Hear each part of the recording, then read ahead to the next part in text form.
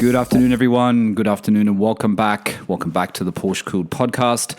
It's Owner Stories Day today. If you haven't been here before, Owner Stories is the episode where I chat to other Porsche owners around the world, be it 911s, Caymans, Boxsters, 944s, whatever variant of Porsche you guys have. We're happy to have you on Owner Stories. Today we're up to number 65. Number 65, and very, very shortly, and I say very, very shortly, as you know, I always start these with a few minutes before I have to connect by Zoom. Zoom is how we do all of these episodes. I'm going to be chatting with Blair. Blair's coming in from Salt Lake City. I think, and I'm trying to remember, I'm pretty sure I've only had one other owner from Salt Lake City, and that would be probably number 6 or number 7 way back, and I think that was Connor from Salt Lake City, and Connor had a 997.2 Cabriolet. He had a Cabriolet. So that was the other owner from Salt Lake City. Today I'm going to be joined by Blair. Good to hear Blair's story. Blair's got a car. He's got a Porsche that we haven't had on Owner Stories before. So I'll be interested to hear all about Blair's Porsche. You know what it is. You saw it in the title, so it's pretty exciting. Anyway, let me stop talking. I've got 5 minutes to connect here, so let me get Blair on Zoom from Salt Lake City, and let's start talking about his PorscheCooled owner story. Okay, welcome back, everyone. Welcome back to Owner Stories. As I said in the intro, this is number 65, and it's a special one today because it's Blair's going to be joining me. He's here now. I'm going to introduce him in a second. And as you would have seen in the title, Blair's got a Porsche that we haven't had on Owner Stories before, so I'm interested to know more about his car because it's a very cool one and something, like I said, we all want one, I think. A lot of people want one. I've spoken to a lot of other owners, and they always it's always on their list. But before we get into that, I'd like you to welcome Blair to the podcast. Blair's coming in from Salt Lake City in the U.S. Good evening, Blair. How are you? Hi, Michael. I'm good. Thanks for having me. Thank you so much for coming on. And as I said, sorry for the 2-hour delay in getting you on. I was a bit late today to get back to the podcast, but thanks for being here. No problem. So Blair, we had a bit of a chat before we started recording. There's parts of your story that I don't know. We're going to get into all of that. Other cars that you didn't tell me about in your DM to me. But before we get into that, let's get straight into the story because I know you've got a lot to talk about. Let's get straight into the story and let's start talking about where Porsche all began for you. And as I've always said in previous episodes, for me it was a bit later in life. I do remember seeing them as a kid, but it happened to me much later in life. So how did you start first noticing Porsche? Did you have any neighbors in Salt Lake that had them? Did you have any relatives or friends that owned them? When did you start first noticing Porsche and thinking, maybe one day I'll want one of those? It's a good question. And, to be honest, I don't remember exactly. I remember as a kid, like many kids, sounds like yourself, I took an interest in cars and had a few of the, the dream cars in my mind. I remember some of the supercars that existed, the Lamborghini Diablos and the Ferrari Testarossas. I was a product of the 80s, 90s, But so I remember being just kind of enamored by moving objects, engine, sound, going quickly, even up to big diesel trucks. But it wasn't until I think, as I think back at the first Porsche memories that stick out in my mind, I was 19 and I actually moved over to Germany for 2 years to Munich. And, I have these very vivid memories. A couple of them actually stick in my mind. Number one is walking around some of the German towns, cobblestone street, very fairy tale kind of existence, especially for Americans, very different than what we're used to. And I would hear this howling Flat Six, and I thought, now what a dichotomy of, old world charm. And then you get this sound. And I remember, obviously I knew what Porsche was, and it's an aspirational brand, and the 911. And so I just recall hearing the sound, and then I became fixated on Carrera S. I would see the 4S, the S was in an offset color, wide hips, but I always remember thinking that is such a distinct sound of those cars. That was one of them. And then I think the thing that really cemented my enthusiasm and interest in the brand was one day I was living in Austria actually, and we had to go from Innsbruck, Austria up to Salzburg, Austria. Right. And the best way to get up there is to go through southern Germany. And so I was in the back seat of a car, and we merged onto the German autobahn. It was a derestricted area at the time. And this was the year 2000, and it would have been late 2002. So we're in 996 territory. But if my memory served me correctly, there was an air-cooled car with a big whale tail on the back. And it was, I don't know exactly what the model was, but I remember it was like a dark purple color. We merged onto the interstate, the autobahn, going probably 95 miles an hour, whatever kilometers that equates to. And this air-cooled Porsche screamed by us, going so fast in the left lane. I'll never forget the sight and the sound, particularly of that car. And I got goosebumps, thinking, yeah, my goodness, that's one of the coolest things I've ever seen. So, from there, I came home and I was 21, back to the States. I started college, just plugging away. And then because I learned German in that 2-year window, I got an internship over working for BMW in Munich. Oh, right. In their financial services group. So I was there for 6 months in the car world to some extent over in Munich. Wow, fantastic. And, my love was even more so kind of built upon, if you will. And that's where the aspiration for German cars, and if I could ever get there, Porsches really became a thing for me. So it's really cementing that love of German cars, isn't it? It's really, it's putting it in the front of your mind. And also the fact when being in Munich and some of those back streets, like when you see a Porsche or whatever in Europe, it always looks, I don't know what it is, it always seems to look so much better than it does in the US or even in Middle East where the roads are like freeways everywhere. It's something about, like you said, the historic streets and seeing the 911. I remember seeing one of the first 992s I saw a couple of years ago was in Porto, in Portugal, going across the bridge in Porto. And it just looked so much better than I'd seen in all the photos. It was the first one I'd actually seen in real life, and it just looked fantastic. And I think that's what Europe is really cool about. So that's pretty good. You lived in Germany. You're in the car culture. You said you worked for BMW. How did that form your car buying in the years to come then? So you worked in Germany, you come back to the US, do you, Blair? You come back to the US and then you start you start looking at the first memorable car. So what was the first one that came along?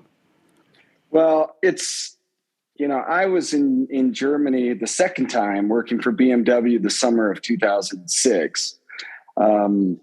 And that's the last year they built the E46 M3. So, I kind of Porsche at the time, we're all broke college kids thinking we'll never be able to afford a family car, let alone a halo or aspirational type vehicle. But I thought, one day maybe the E46 M3 is attainable. If I can ever get my life together and figure out what I want to do and be and earn a living. So to me, that was the first goal, the first dream, if you will. When you worked for BMW in Germany, did you have a car when you worked for BMW? Did they give you a company car or not? No. No, but what they did do was they had a rental program for all employees. Okay. So you could rent these cars very, very cheaply, actually. So I was there for 6 months. I was married at the time. My wife and I came for a couple of those 6 months, and man, we had a great time renting these cars. And I got a sampling of a bunch, mostly diesel, which is very popular over there. But I got a sampling of some at the time just phenomenal cars: 330 Ci convertible, E46, I think at the tail end the E90. 330, if I recall.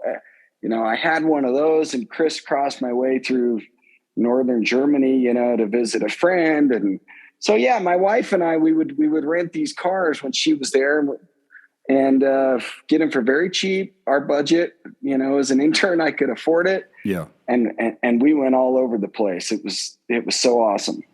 Fantastic. Okay, so you're in the US. So what is that first memorable car then? You know, you've got your eyes on that M3. You know, it's a great car. Is that the one that comes along first? Do you start trying to find one of those at the right price? Well, yeah. What is that first car that? What is the first car that you? Sorry, Blair. The first car that you almost regret selling as well. Well, it's funny because I came home. I got my life together, my career.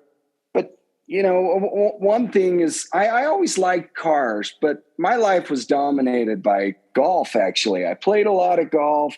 Any free moment I had, I was always thinking about golf. So while I loved cars going back to the time I was a kid, there wasn't a lot of space extracurricularly for another hobby, or passion, if you will. So, and at the same time, I've always been a pretty frugal guy. So the thought of spending the kind of money on these cars just was never seemed like a reality for me. And so it wasn't until fast forward, many years, and we bought our home and we were setting up our life and had 3 kids at this point.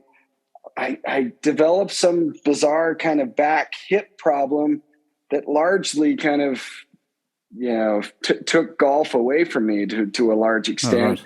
And so when I realized, okay, the thing that I spent most of my time when I wasn't at work or with my family thinking about or pursuing is no longer available to me, I said, I got to have another outlet. And, okay. So I told my wife I was depressed one night and I thought, you know what? I'm going to buy an M3. So that was where this disease, frankly, and it's morphed into a serious disease I've got. It really kind of, took hold in me.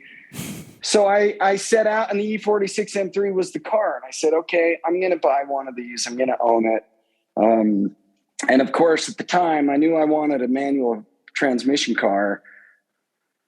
And, they are they easy to, are there a lot available in the US, the manuals? Because I know in Australia, there's not, it's half and half, I think, at the time. A lot of people buying the SMG, weren't they? They weren't buying the manual. I think half and half feels about right. Yeah. You always find that perfect car and then you click on the link and it's got the stubby SMG, shifter in it. And I remember being discouraged thinking, I've just got to get it lined up with what I want. And I quickly learned that the coupes were going for a lot more money. Even at the time, this was probably 6-7 years ago. Right.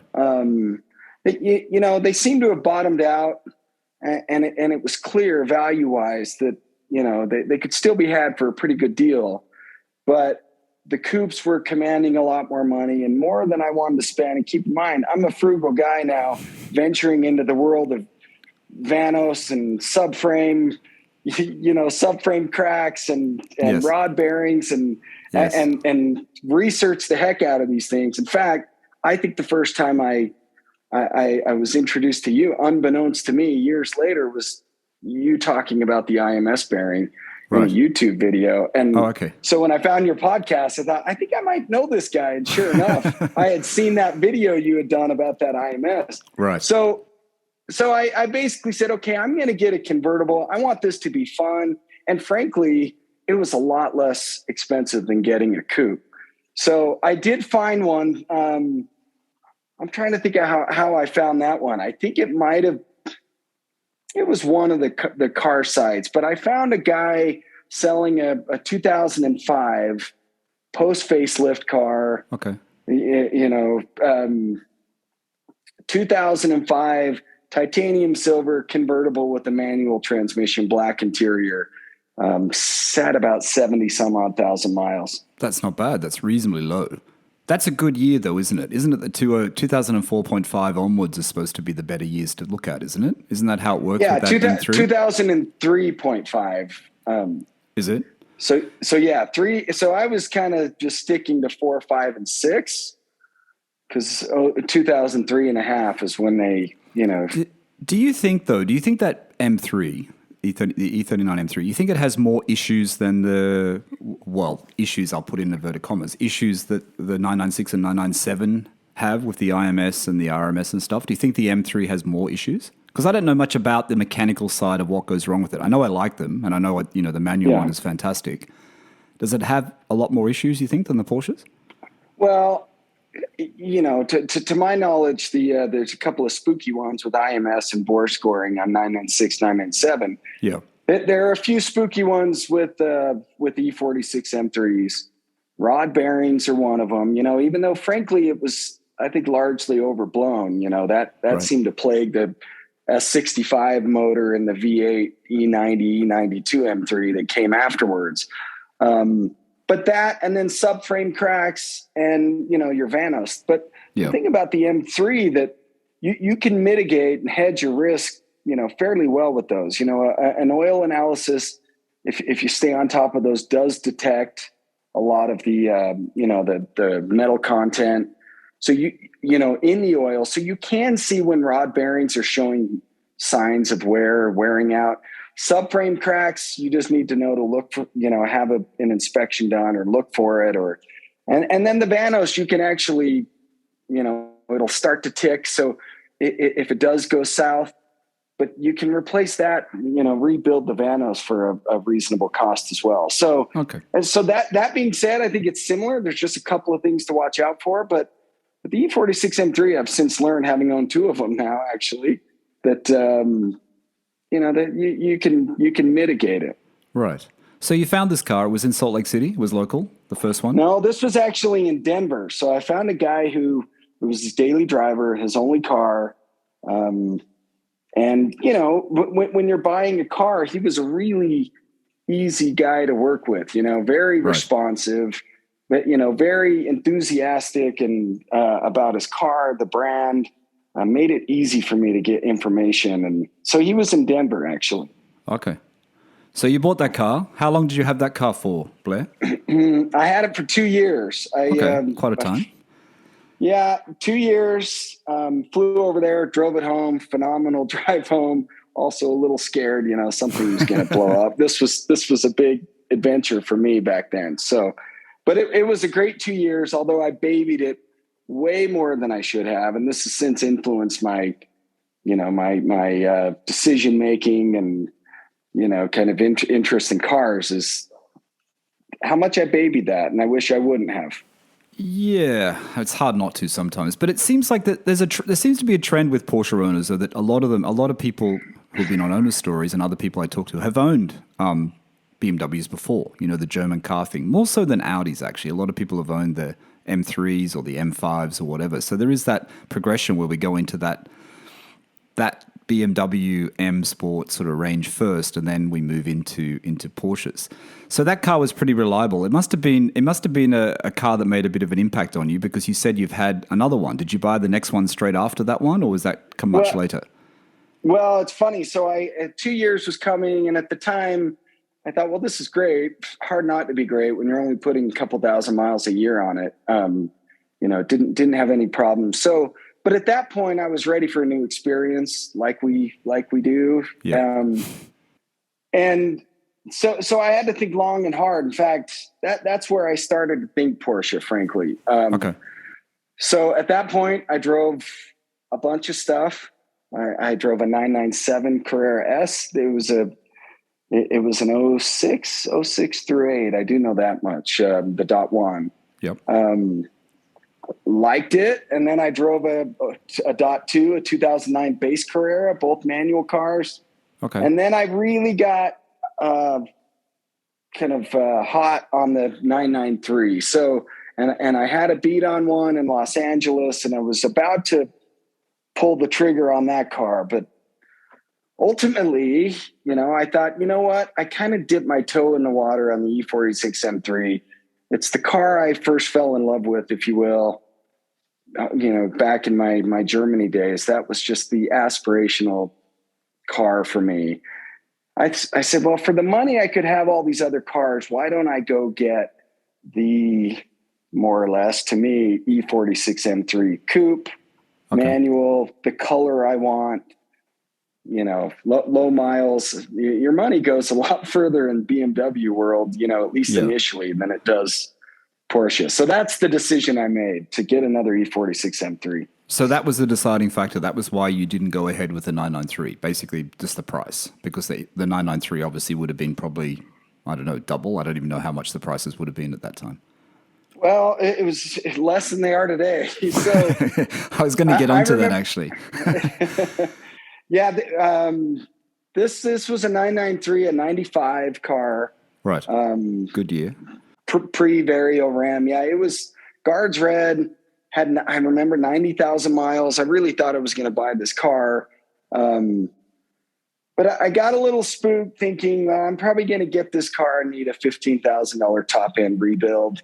Right. And just had that stuck in my mind. And I thought, so what I did actually was, once I started to think about E46 M3s, I love color. At that point, I wanted to get a fun color, Laguna Seca blue, or nice color.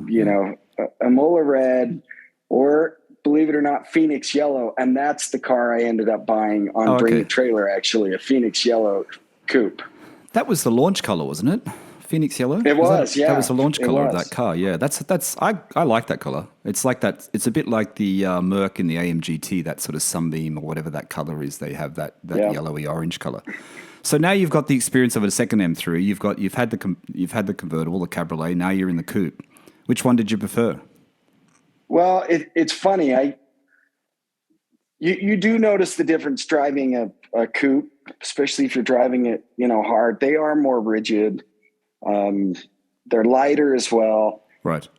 And this car only had 20,000 miles on it when I bought it on Bring a Trailer, and it was on the East Coast. So I bought it, put it in an enclosed trailer right around the new year, shipped it out, and it had been sitting for a little while. The prior owner had some health trouble. And so I liked so much about the coupe, but there's a lot to be said for a car that's daily driven and looked after every day. And so, and there were a couple of light mods on the coupe as well. So yeah, I prefer the coupe. However, my titanium silver convertible was a little more sorted, I think.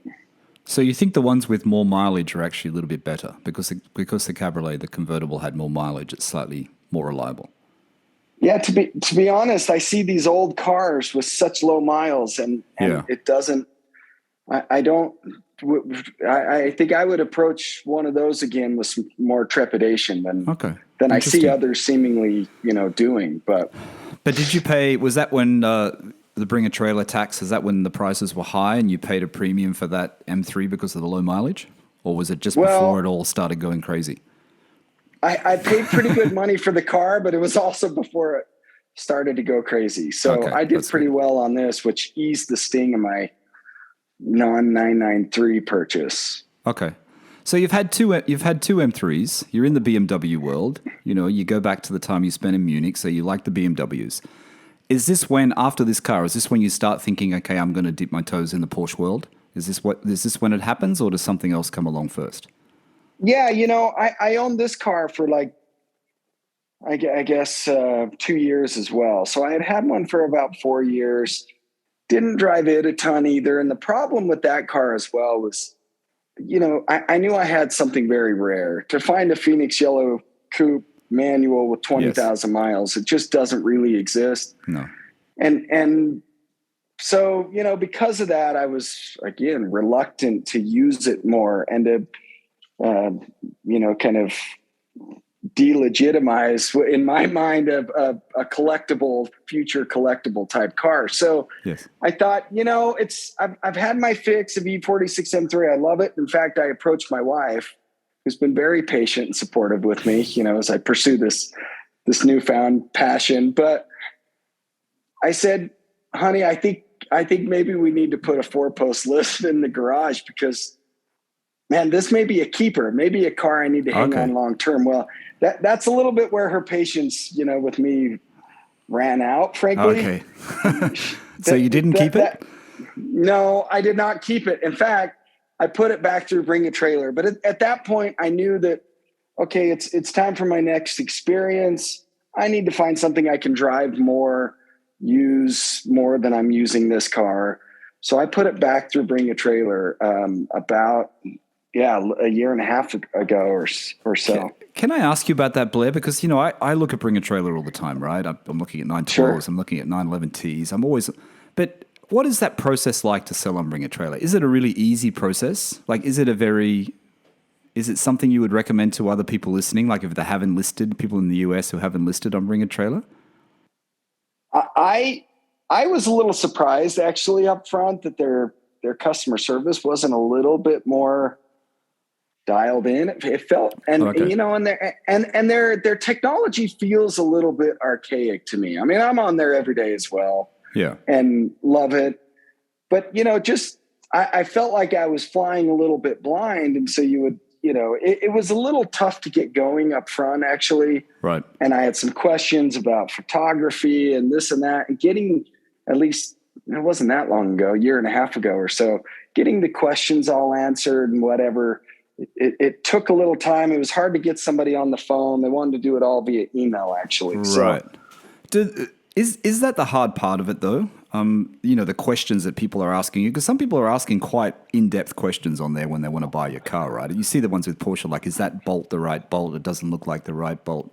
I mean, a lot of these things you wouldn't have any idea about, right? I know I wouldn't. It'd be like, well, I actually don't know. Sure. So how do you? That's the problem with Bring a Trailer. I think you've got to have so much information, don't you? You have to have so much knowledge about what you're selling. Yeah, I following Bring a Trailer for years before I sold my car on there, and having owned two E46 M3s helped. I'm not a mechanic at all. I mean, that's understating it. I'm not mechanical, and you're like me. What I did know, what I did know, I got to where I knew quite a bit about these cars, had bought two of them, had researched the heck out of them. Right. I felt like I had a pretty good handle of, what goes into the E46 M3 discussion. And then I put in a lot of work, which it is a lot of work to do it right. I got a PPI ahead of time so I could just include that in my listing. Yep. I got, hired a photographer, had excellent pictures taken of it. They were beautiful actually in fall with the leaves and that color of car. So, but even then it's a long 7 or 9 days now, or whatever they're listed for. It's a long week because you do get these questions. There is a peanut gallery who has no interest to bid on the cars, but they want to be heard and they want to get thumbs up and they want to. So, and to a large extent, it's great. And, it helps buyers vet the cars, maybe those who aren't as educated about them. So I just knew exactly what I was getting into. I put in a lot of legwork. If I didn't know the answer, I did run to a couple of, for some expert opinions. But you've got to be prepared for an exhausting kind of few weeks leading up to it. Yeah. Yeah. It really is. So and then you're sitting on pins and needles to see what in the world's going to happen. All right. So you sold that one. It was a keeper, but you decided to let it go. You got to keep the wife happy, as we know. So what happens then? You have some more cash. You start looking for you start looking for a Porsche. So and I sold that for $19,000 more than I paid. Now, Fantastic. Granted, I had to pay a Bring a Trailer premium fee, which is very reasonable. I had to ship it, so I didn't, with tax and everything that went into it, I didn't profit all that, but I did pretty well on the car. So at that point, I have a little more flexibility. I'm getting closer to Porsche world, and that ultimately was the goal. Now, however, I had a decision to make. So now I'm carless, fun carless. Yes. And there was one key, kind of concept from owning both those cars, but especially a rare car like my second one is, I mean, that car kind of owned me, frankly.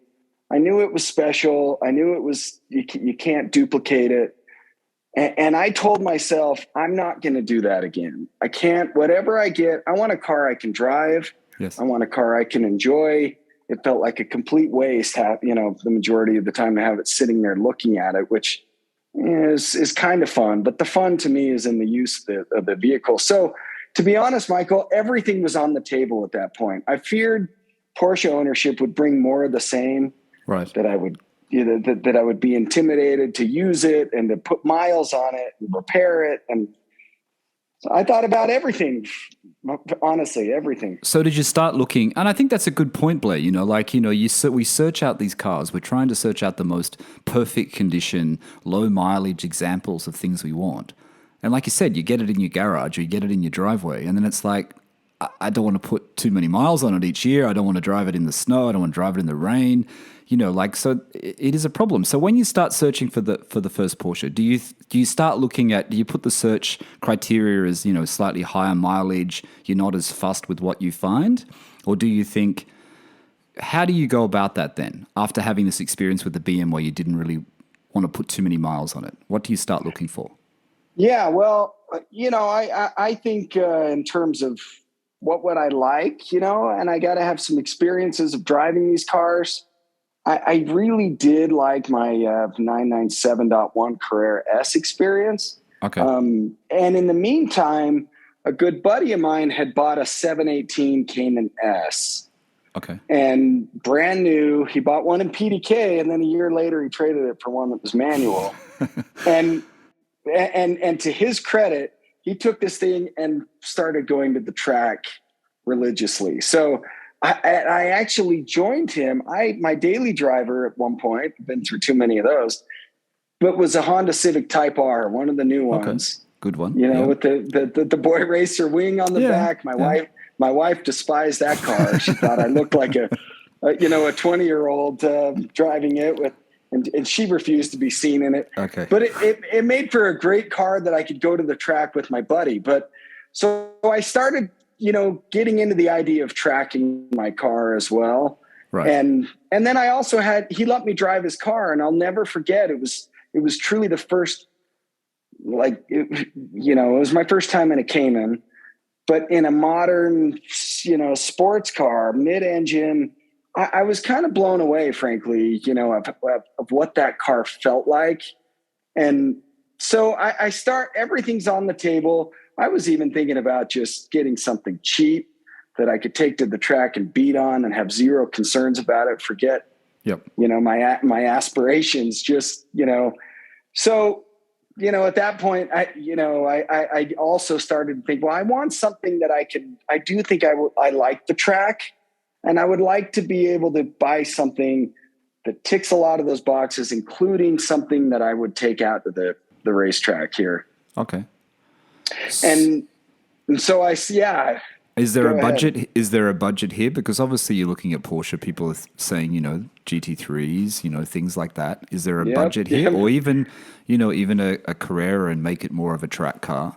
How do you? Sure. What are the criteria that you're looking at? If you got a set budget, you know what you want. Was it because you had that experience in the 718? You want that mid-engine experience?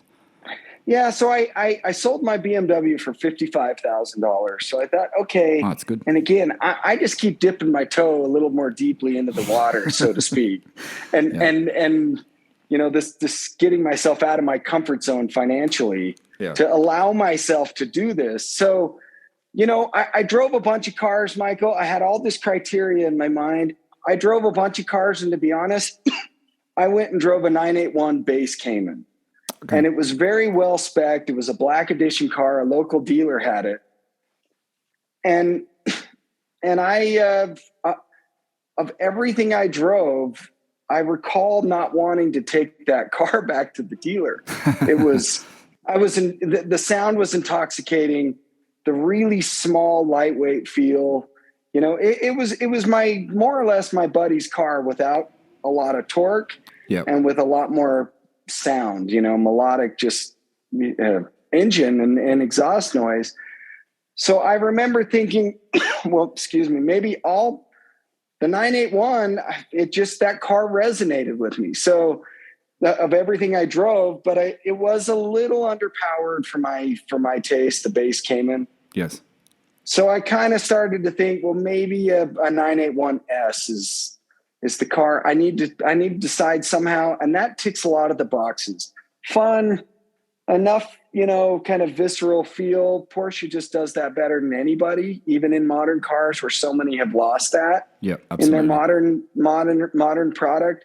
So, but also enough performance that I think I could have fun, out at the track and not just get lapped constantly, but Okay. also fairly reliable. And that's one of the things that was important to me if I was going to take it to the track. Yeah, and the 981 doesn't really have any major known issues, does it? Not that I can No, recall reading anywhere. No, there's no major issues. So what do no, you by do all that? accounts, they're very reliable. Yeah, And but that's, what do you do though, Blair? Because you want it for the track. Are you looking for one that's a little bit more not as well kept, or you still want to get one that's in really well sorted condition?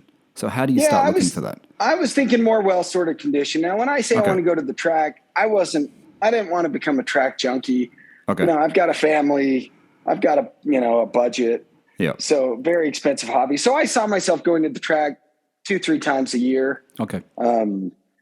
So yeah, that's when I added it all up. I loved my buddy's Cayman. I loved the 981 base that I drove. The money really makes sense, at that point. And it's Okay. modern, not any spooky maintenance issues or reliability concerns for something I'm going to go drive hard. Yeah, for sure. So tell the listeners what you found. Tell the listeners what the Cayman was, the year, and any options and stuff. I found a 2014 981S. I actually found it on Craigslist of all places. When you start searching, you really I'm kind of one track minded. So I'm searching Renlist. I'm on cars.com. I'm on Auto Trader. And about every other or third day, I would look at Craigslist and all the major metropolitan areas in the western half of the U.S. from Denver west. Right. So I got on Phoenix Craigslist, saw this car. It was black. The guy had put some beautiful HRE wheels on it. Nice. It had the only thing I really had to have.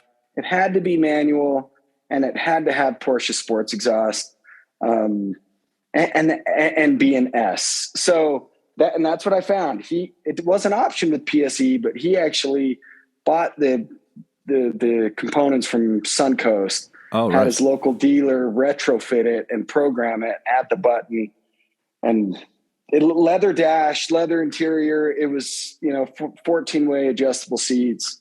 It was Nice. awesome. Such a great cars.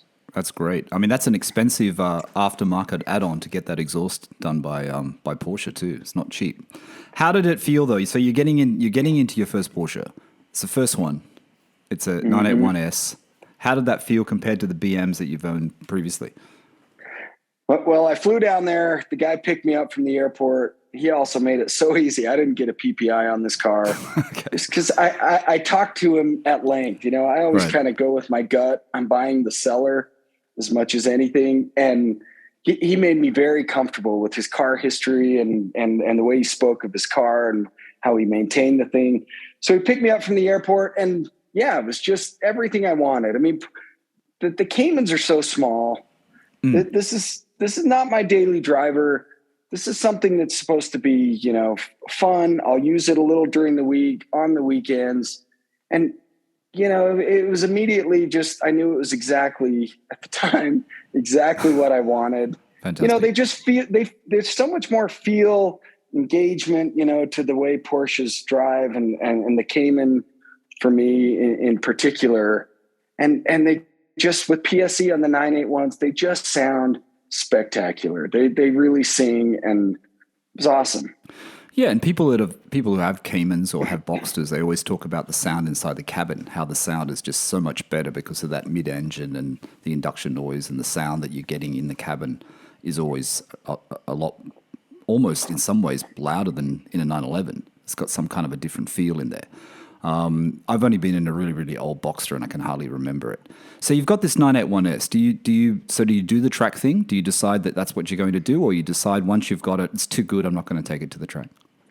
No, I was committed. My second M3 experience really convinced me that if I'm not going to use it and enjoy it, I'm not going to own it. So, Okay. I drove it home, scheduled the track day, and went out with Porsche Club of America and one of their local, they rent the local track 3 times a year or so. Right. And yeah, I took that thing out twice. I would use it occasionally for, during the weekends, all the stuff we do. But yeah, I tracked it. Fantastic. Twice. So is that the deciding factor then, Blair? Is that what happens? You're tracking this car. It's a great car. But then you realize I need just that little bit more because I'm getting into these track days, right? We know how it all works. You didn't want the base, you wanted the S. The S has got more power, and it's like, do I need just that little bit more? Is that how the next car came about? Absolutely. When you have something that you think this is fantastic, I love it, but I know there's more, and all it takes is a little bit of money to get there. Well, we're going up the ladder, aren't we? We're getting up the cost ladder here quite quickly. Yes. So tell the listeners what happened next. How did you get out of the 14981S and go into your next car, which is very special? So my wife said to me, I actually just turned 40 this year. My wife said to me, okay, you're turning 40 in October. This was probably back in June or May or something. And I had owned the 981S for about 6 months. And she said, well, you're turning 40. Where do you want to go for your 40th? And, I always use the expression with our wives, you got to boil that frog very slowly. So catch them in the right moment, really, kind of ease them into this idea. And I said, you know what, honey, maybe I don't want to go anywhere. Maybe I want to get something. And she said, okay, what is it? And again, this was 6 months after I flew to Phoenix, got my first Porsche. I loved the car. She knew I loved it. And she said, okay, what is it? And she said, well, if that's really what you want to do.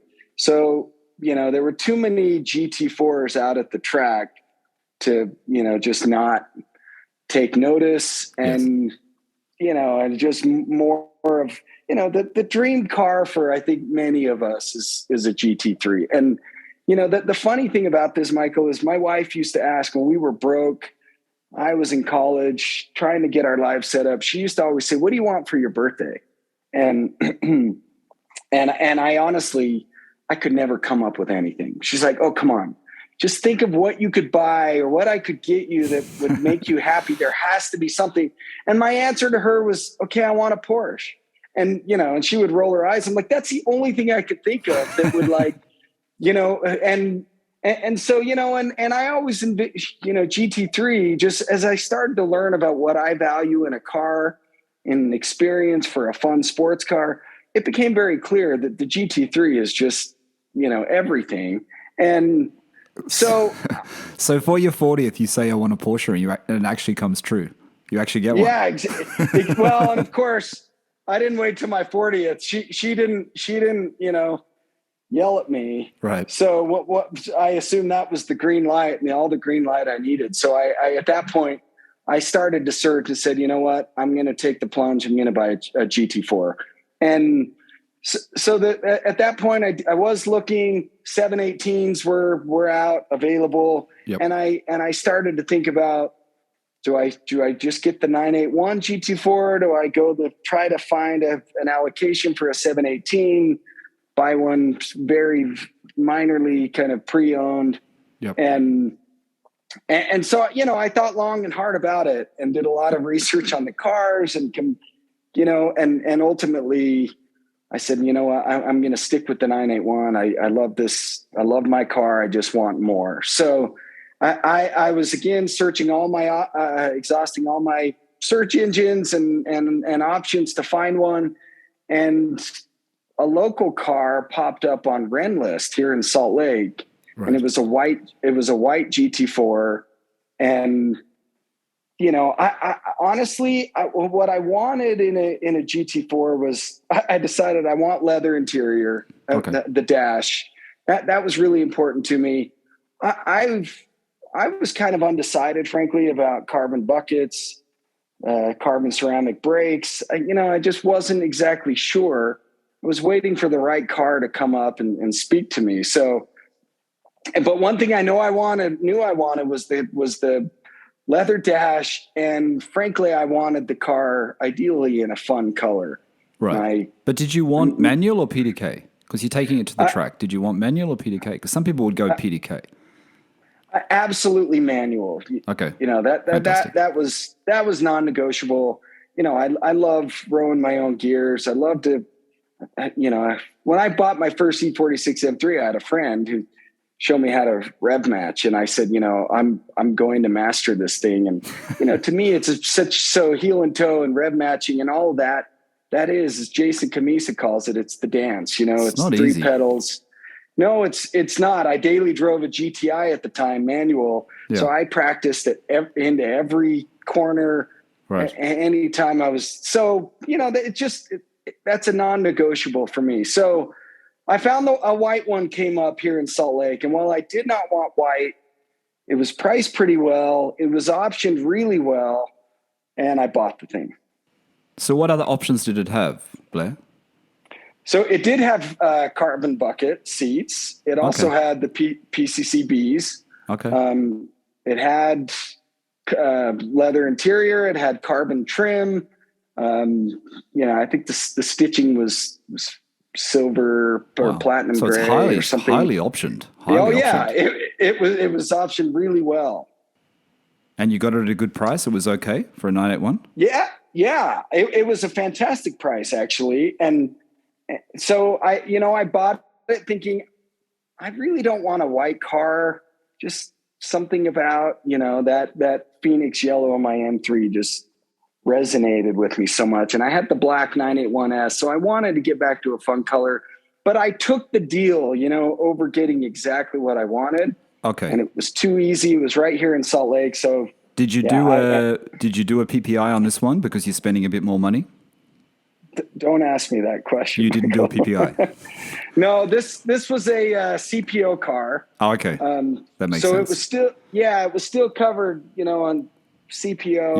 Yeah.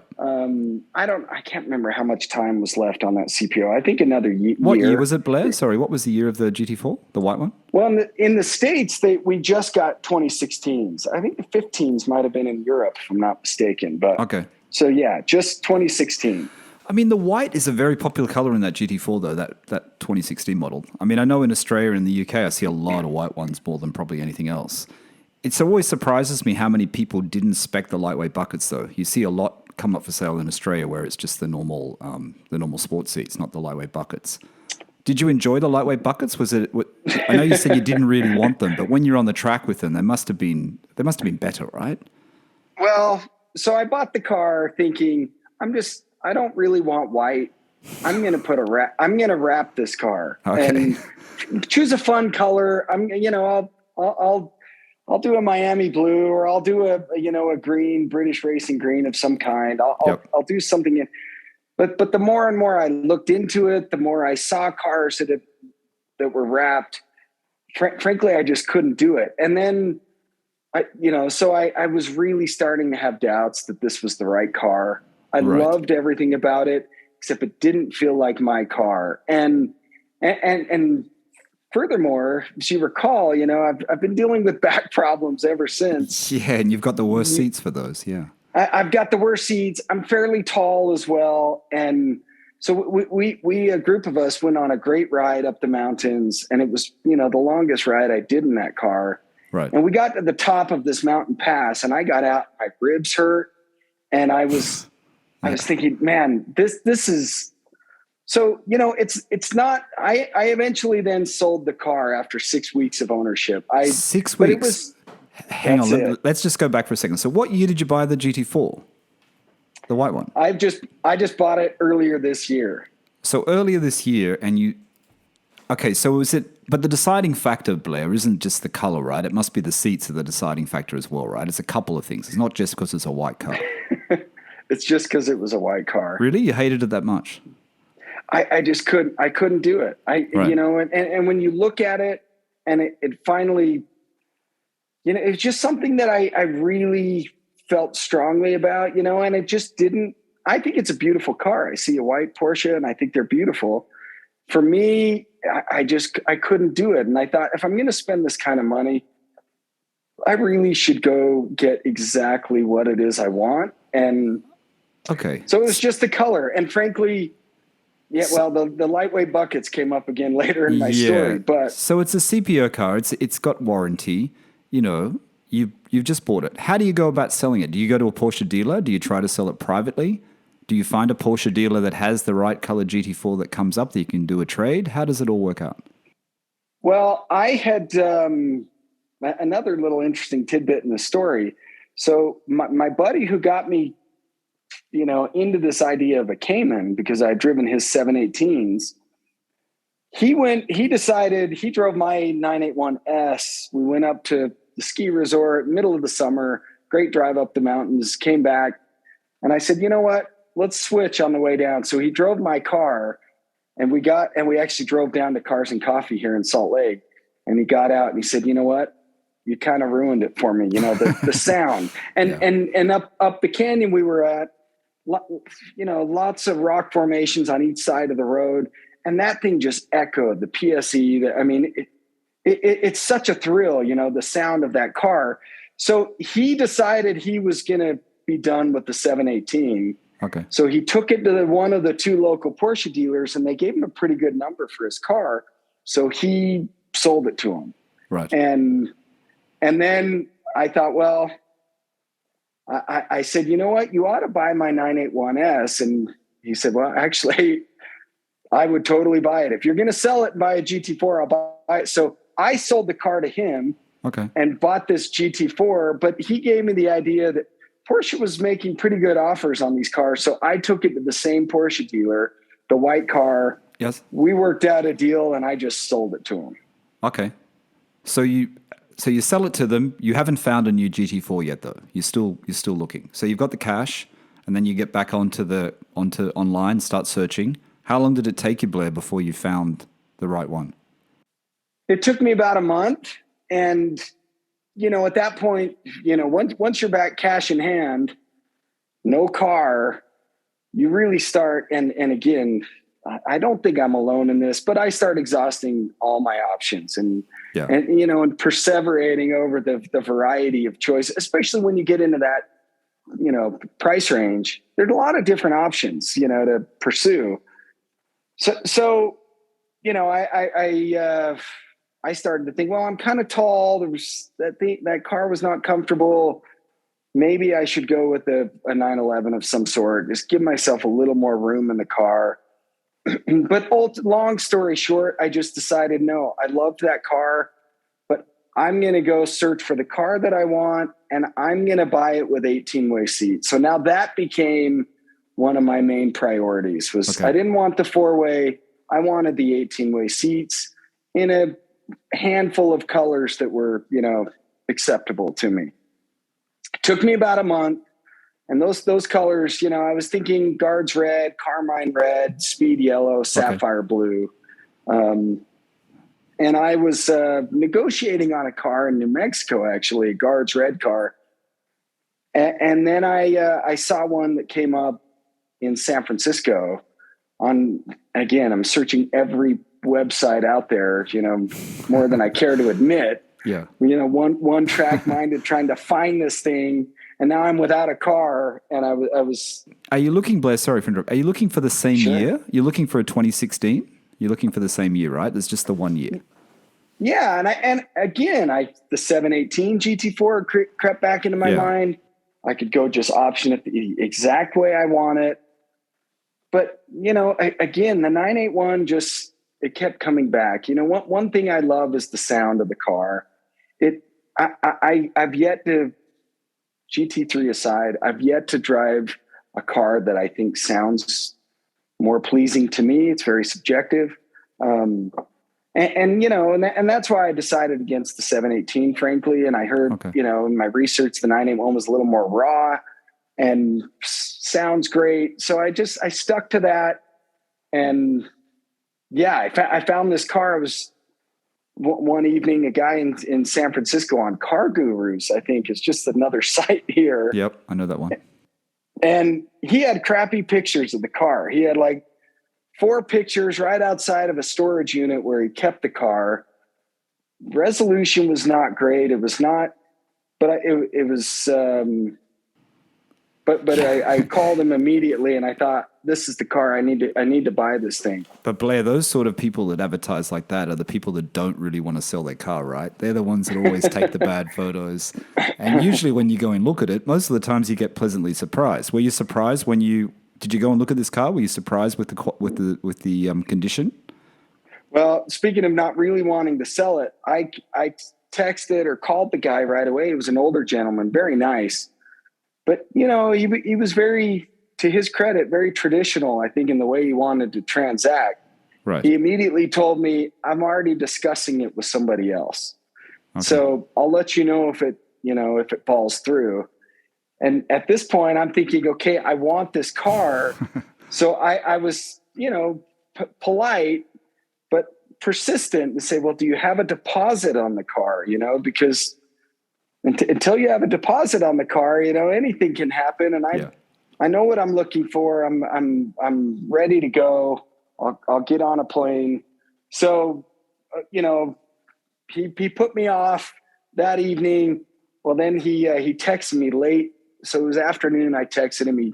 He finally texted me late that evening. And I think he reconsidered and said, well, the guy I was dealing with is kind of flaking a little bit. He's gone quiet on me. So we talked late in that evening, but he was in no hurry to sell this car to me. He said, well, think it over and, this and that. I'm like, no, I want the car. Yeah. We've talked about it. This is what I want. So yeah, he told me all about the car. Once again, I bought the seller. It was not CPO, but it had a extended protection plan through Porsche on it. Right. That he paid for. But solid, so yeah, solid service history though. Solid service history. Yeah, absolutely. And frankly, he didn't drive it a lot. And, but he just the way he described the PPF and, the blemishes the car had, he made it sound like it was an awful job or this or that. And then when I got down there, I saw the condition it was in. I thought, oh man, that's it. Tell the listeners what you found, Blair. Tell them exactly what you found in the year and all the options and what those blemishes were. So I found another 2016 981 GT4. It was most importantly, it was sapphire blue. Nice color. Also very important to me, it had the 18-way sport seats. Carbon ceramic brakes. It does have PCCBs. Full leather interior. Sport chrono. It's got the bi-xenon lights. The PCM module. And wheels in satin black. Wow, nice. The dollar amount. Yeah, the dollar amount of the MSRP was within $1,000 of the white one that I had. Yeah, I was going to say it's very highly spec'd, and also ceramics as well. I'm surprised how many people spec ceramics on the GT4s because I've seen a lot with steel, but I guess it is a special car. So what were the blemishes then he was telling you about, and when you went to see it, it wasn't that bad? Well, yeah. So he was telling me the PPF, full front end PPF, and the mirror caps and the intake covers on the side, and he told me that it might need new PPF because there's a little bit of it's peeling a little bit. And basically, when I got there and saw the car, he picked me up from the San Francisco airport. Right. So I'm on another plane, to get a car. He pulls it out of his storage unit and he starts showing me. I mean, that is one minor like rock chip, just a minor defect on the PPF on the front hood, but very minor. And then he showed me basically the front fascia where the lip comes up into the intake grates. Yes. Just slightly, you can see that there's a couple millimeters of PPF and about a 1 to 2 inch width. Right. I mean, we're talking such a small little. I wouldn't even noticed it. I wouldn't have. So frankly, the car is just perfect, spectacular, nearly perfect.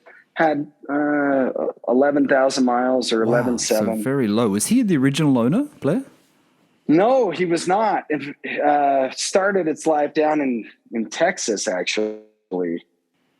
Oh, right. And I think he was the second owner and had it for a few years and hardly drove it. Wow. So it's in storage. So what do you do then? Do you do the deal on the spot? It's the deal is done? Yeah. So I look at it. He said, well, we can go for a drive. And frankly, at this point, I knew this guy was the real deal, just like I assumed on the phone. And, I'm begging him to sell me his car. Yep. And so he said, well, I said, yeah, we probably should take it for a drive. But frankly, I'm buying this car no matter what. And so, yeah, we drove it and took a little while and just went to the bank, transacted. And eventually I got in the car and had 10 hours to drive it from San Francisco back to Salt Lake. Okay, so you drove it all the way home. So you got to experience it straight away. Yeah, I certainly did. I did not, from that first drive in my E46 M3 over the mountain passes from Denver to Salt Lake, where I was half thoroughly enjoying myself and half terrified something, the Vanos was going to start ticking or something. I mean, I just let this thing rip and had, the drive of my life. And frankly, as soon as I saw the car, I thought, yes, this is no question about it. This is what I want. This is a keeper for now. Without disclosing values, how was the price of this one to the white one? Was it about the same price, or was the white one, which one cost you more? This blue one cost me about $5,000 more. Cost more. Okay. Mm-hmm. And when you got it back home, you drive it back home, you get it back to Salt Lake, you haven't done a PPI, the guy's got a solid service history on the car. Do you then decide, maybe I should take it to my Porsche specialist or the Porsche dealer and just get it looked over and get a service done? What do you do before you take it to the track and before you start driving it even harder? Honestly, my plan is to do the 4-year service on the car, the spark plugs, and I think it's 4-year 30,000 or whatever it is. It only still has like around 14,000 miles on it. So I thought, well, I'm going to go have the spark plug 4-year service done on it. And I had just driven it 10 hours and immediately took it up the canyon and had a great. So honestly, I'm like, this thing is just. I have zero concerns about it. Brand new Cup 2 tires. Nice. In fact, it was one of the things that, reassured me as well. He said he had just put brand new Cup 2s on the car. And he said that they were the original tires and they weren't worn out. He was just advised by his local, independent Porsche shop to replace them on account of age, not on account of wear and tear. Right. So he said, this car hasn't even been driven hard enough to go through a set of Cup 2s in 5 years. So he put them on brand spanking new. And so I have done nothing yet other than, a plan to go have that service done. And I scheduled the track day and I've since had it out there twice, this fall. How was it? How was it in the comfortable seats as well? The comfortable seats. And honestly, that I know it's maybe it's blasphemous to some, but I am such a believer.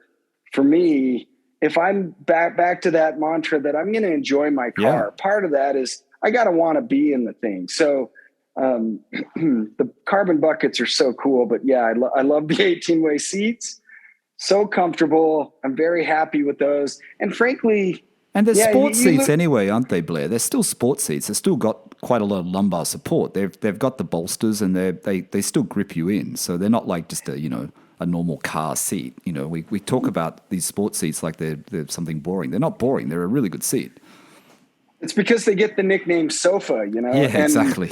And and the thigh bolsters and the lumbar, the side bolsters, they can all be adjustable and brought in and they squeeze you fairly well. They are not the LWBs, but they make the car feel admittedly a little less special when you get in the car.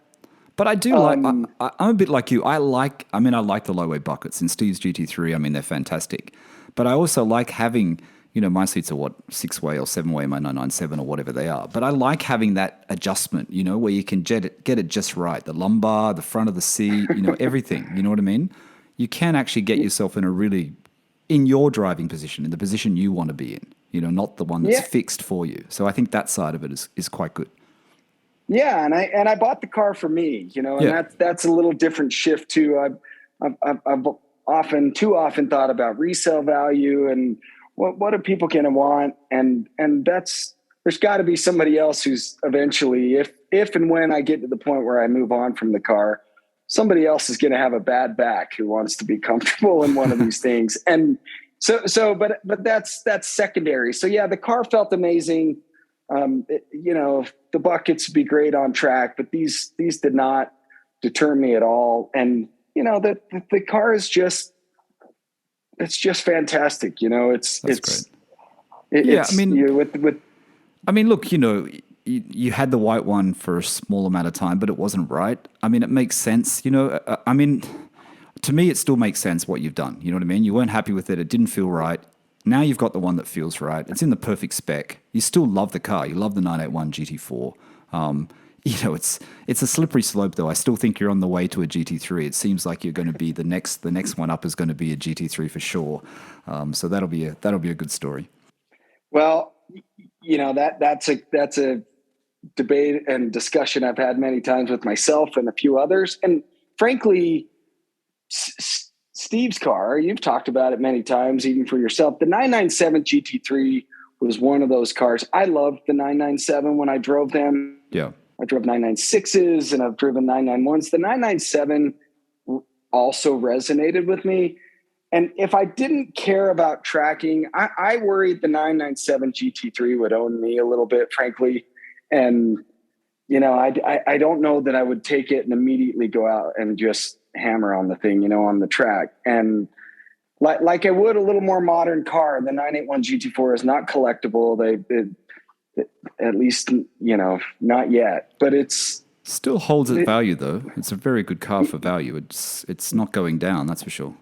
No, I don't think so. And, you know, one of the things I love about the car is, you know, I became convinced that the Cayman for me is it's a great fun car, you know, given the size and mid-engine and just the experience of chucking that thing around.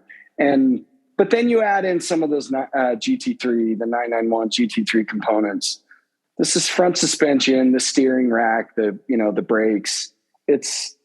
What you don't get is the maniacal engine that comes, you know, with the GT3. But so I guess, frankly, I do think at some point in my life it'll be hard to say I'm not going to own a GT3. But gosh, I love this car so much, and it starts to feel like a real bargain compared to a 991.2 manual GT3 or even a 997. They're getting crazy. So it's hard for me to foresee that. And frankly, it just feels so great to drive. So how do you feel on the track though? You have a lot of confidence. It gives you a lot of confidence, the GT4. If someone's listening and thinking, well, I've been sitting on the fence wanting a GT4, wanting a GT3 and then tossing up, should I get a GT4? What's it like on the track? Yeah, it's very confidence inspiring. It, you know, just, it is so planted, so balanced, you know, that mid-engine, you know, 911s are so fun. I've driven them. There is something about the mid-engine that rotates differently. And I felt it in my S. I felt so comfortable out on track and was reasonably quick, you know, in the S, that this just has such a different level of stiffness and feel, frankly. And it's, you know, adding 60 horsepower from the S is good, but the magic of this car really is in the steering, in the front suspension, and it's the brakes, the whole package. Yeah, I think there's a reason 981s, at least at my local PCA day, you know, the 981 GT4, well, GT4s in general, are truly the most popular cars out there. And you know, if you want a GT3, but you get a GT4 for half the money, if you will, you have a lot of money left over for cup twos, and, you know, brake pads, hopefully never break rotors, but, you know, just consumables. What's the life on the ceramics though, you think? What is the general life on those? Well, I've got a buddy who he's a mechanical engineer and has taught automotive engineering. He owns a 718 Right. GT4 with PCCBs. And he tracks it a lot, where I did 4 track events this year, just amateur track stuff. I would go for one day of the weekend. He would go for 2-3 days of each of those weekends. So, right. And he's convinced that, that they're going to last a long time, if not the life of the car. All right. That's good. I don't know. That's, that it is a spooky one in the world of Porsche, frankly, but, most people are of the opinion they'll last a long time. Well, that's good. That's good. So Blair, what else? Are you going to do anything to the GT4? Are you planning? Everyone likes to know about mods and upgrades and things like that. Are you doing anything, or is it perfect just the way it is? Well, the big knock on the GT4, the knock on him is the tall gearing, the only mod that I could understand why anybody would do to this car, frankly, is, if you want to re-gear and, pay to have that done, more power to you. Frankly, that's money I would never spend on this car. It's, I have strong feelings about the tall gearing. I think, yes, it would be great to have them a little shorter, just get up into that top third of the rev range a little more often. And right. But, the thing sounds and comes alive at 3,500, 4,000 RPM. So okay. it's really around town. I don't need to take it to 7,800 every time so at 6,000 RPMs, the car is exciting, and at that point it's geared, second gear is 60 miles an hour at 6,000 RPMs or something. Yeah. And you're getting lots of sound, lots of, thrill to me. So, to answer your question, that's the only thing I can kind of see, people's gripe about the car, but I have zero plans to mess with this thing. That's good to know. That gearing change, that's done by Sharkworks, isn't it? Is that Sharkworks? Yeah, I think they do it. I know, but it's a lot, right? Isn't it like 20 grand or something? Isn't it like a lot of money? I think it's 30 grand. That's crazy. Something to Too that. much. Too much. I drove a 964 RS this summer. I had a friend's brother who had one. I couldn't believe how tall the gears were, and right. And I think, that there's a lot of, I don't know the gear ratios for all the Porsches going back, but I've driven a couple of 964s very tall. I don't hear anybody complaining about those. Good point. Yeah, good point. And they was very, very tall, frankly. And yeah. So I don't need to take it to 7,800 RPMs. And when you're on the track, we have a big track out here in Salt Lake area and spend a lot of time in third and fourth gear. And frankly, it just doesn't bother me. Fantastic. That's good to know, because I know that always comes up in all the podcasts I listen to as well. I know it's always one on Smoking Tire and all those. They're always talking about the tall gearing and the gearing of the Cayman and the GT4. So it's good to know that it's not that big an issue. Blair, we're almost at the end of the podcast. Let's have two more things before we finish off. The first thing is sure. Favorite drives. Salt Lake City, you've got the great mountains there. You've got great roads. You just showed me the weather outside your window, and here I am complaining. In Sydney with a bit of rain, and I just saw your snow, so I got nothing to complain about. How many months of the year do you get to drive? And what are those roads that if someone's coming to Salt Lake, someone's coming to Utah, that you would say definitely take your car, take your 911, your Cayman, your GT4 on those roads? Yeah, well, there are a couple of months a year that are tough. Some winters we don't get a lot of snow. We hope this year it's going to be the exception. There's plenty of snow. So you kind of have to plan from December to March 1st.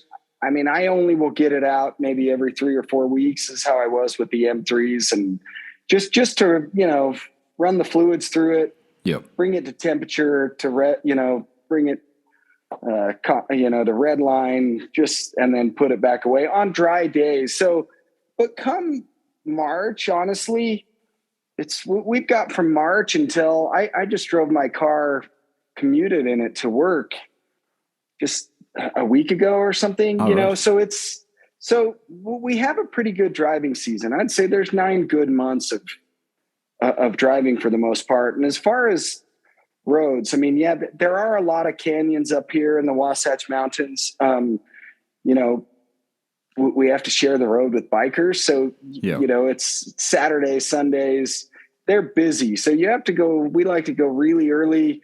If you can go during the week, you get clear roads. There's, you know, pick a canyon basically, but East Canyon's it's a great twisty road.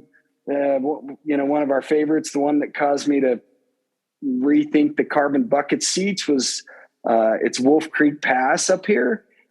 You start up in Heber, which is just south of Park City, you know, on the backside of the mountains. And then there's a beautiful pass, you know, up in that area as well. Yeah, it's just fantastic. You can't, you know, you can't go wrong. You can, if anyone's coming to Salt Lake, head up one of the canyons, you know, search some of the roads, go drive Wolf Creek Highway, Wolf Creek Pass. There's Central Utah, some phenomenal roads. I'm trying to think of this one road that is just spectacular, but they're easy to find online, you know, in addition to just some of those that I mentioned. Fantastic. Sounds like you're in a good spot. Good spot for the GT4. If you're not on the track, you've got some good roads there. So that sounds really cool. Yeah. And I love to do those, and I don't want to go to the track more than a few days a week or a few days a year. Some light duty to improve my skill and really enjoy the car for what it can do. But I like to use it locally, up the canyon, that kind of stuff. And as we know, it's not always about driving flat out. It's about those technical roads, those twisty roads, and just enjoying the flow of the car, right? Enjoying the engineering of the car and the power and just the sound and all of that. So that's what we all love as Porsche enthusiasts. We really do love that side of the brand. There's nothing like it, is there? Nothing like it. Yeah, exactly. You roll your own gears and a great responsive motor, and it's just that sings. I really do love it. Yeah, I'm the same. I went for a quick drive on Sunday. Well, not a quick drive, a couple of hours outside of Sydney here. And, you know, my car now, because I've had the transmission mounts done and I've had the engine mounts done and everything sorted, the car just feels amazing. And, you know, my car's not super powerful. It's just a Carrera, but it's just it's that sound, you know, it's the feel of it and the weight transfer and everything about it. It's just something that everyone needs to experience. Don't you think, Blair? Yeah, I do. And you know, to your car, I've driven a base 997, and I know the great debate of slow car, fast, not that your car, my car is slow. Yeah. But relative to what Porsche does and with turbocharging and now electric, you know, our cars are quote unquote slow, you know, in the grand scheme. But frankly, I just, cars are getting too fast. I want to be able to wring my car out a little bit, and I like having to work for it and I love the naturally aspirated motors, the way these Flat Sixes sing, and, you know, really having to stay up above 4,000 RPMs to get the most out of it. Yep. And when you do that, it's, gosh, I just don't, I don't know how you beat it, frankly. Nothing better. Blair, before we go, is there anything else you'd like to share with the listeners? We're going to keep it to, we've gone a little bit over time, but that's okay. Before we go, anything else you want to share with the listeners about your Porsche journey? Yeah, you know, I think that, you know, Porsches are all they're cracked up to be, you know, but I think I just encourage everybody like I did. Make sure if you are going to buy one that you're going to use, that you're going to enjoy. You know, that's what they're meant to do. You know, I think I see these cars that come across, and granted, I've only owned my car 4 months, and I put, you know, 2,500 miles on it in the 4 months, and I'm going to, you know, I plan 4,000 or 5,000 miles a year, I think is what I'm expecting to. So, no, I'm not racking up big miles or daily driving this thing, but, you know, to get out and enjoy, that's my goal. That's, you know, to stop thinking about the next guy or gal and resale values. And, you know, we're not, none of us are promised any time, you know, so I don't know why we're perpetually trying to, you know, save it for the next person. And I get it. I think in the back of many of our minds that, you know, money's an object for most people, you know, and you think about, you know, having to contain repairs and costs and things like that. And I completely get that, but there has to be a balance, and as I continue to find that more and more, it's just more and more rewarding, frankly. Yeah, it's like buy what you can afford, but also buy what you need. You know what I mean? What you need. And like you said, there's no point holding on to it. You may as well drive it. I think that's a good way of looking at it. That's for sure. Yeah, and the Porsche lineup. Sorry to interject there, but there's kind of something for everybody. I've driven absolutely. The 986 Boxsters. I didn't drive, but I've driven a GT3 RS. I've ridden in a 918 Spider. It's that there is something old, new, relatively affordable, unobtainable, or more exotic and priced that way. And so I drive as many of these you can, find one that resonates with you. I have no regrets about what I've got. And frankly, I'd be hard pressed to trade it right now for anything, and it's about tool for the job. What do you want the car to do? If it's, I would own an air-cooled car if I didn't care about going to the track, and having a little more modern performance and reliability. But so it's, there's a right car for everybody, depending on how you want to use it and what your budget is. Well said. And you've got a great Porsche. You really do. I mean, the GT4 is a great car. It really is a great car. Well, thank you. Blair, thank you so much. Thanks for being on Owner Stories. I really think everyone's going to enjoy your story today. I mean, it's I like how you've gone through the 981s. You had the S. You had that first GT4. You kept it only for a short while, but it makes sense. It actually does make sense. It's not that crazy, really. And now you're in the sapphire blue, perfect spec. Thank you so much for coming on and sharing your story. You're welcome, Michael. Yeah, thank you. And I'll be excited to watch as you continue to grow and expand what you're doing. So thanks. Thank you, Blair. All right, everyone. That's Blair coming in from Salt Lake City, Utah in the US, with his 2016 981 GT4 in the best color, sapphire blue, with black wheels, right, Blair? Black. Platinum or black? Satin black. Yeah. Satin black, even better. Satin black, not the gloss black. Perfect spec, ceramic brakes, all that you need. All right, everyone. Thanks for listening. Bye for now.